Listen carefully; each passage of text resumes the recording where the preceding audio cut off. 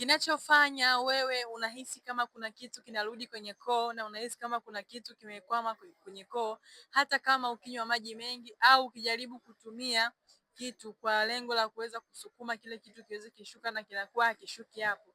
Ambacho kinakuwa kimekwama hapo ni kwamba ile valve inakuwa imelegea. Kwa hiyo valve ikilegea ni rahisi sana asidi kuweza kutoka kwenye tumbo kupanda hadi kwenye umio, na ndio maana unapata hisia kama za kuhisi kuna kitu kimekwama kwenye koo.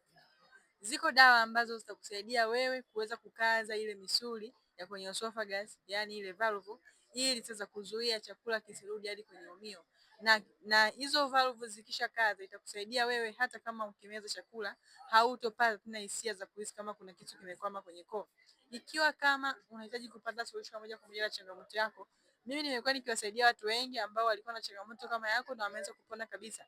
Unaweza kunipigia simu moja kwa moja kupitia namba zangu ambazo zipo katika profile ili niweze kusaidia. Lakini pia kumbuka kushare hii video kwa mtu mmoja ambaye ulimuona au ulimsikia katika changamoto ya asidi ili tuweze kumsaidia.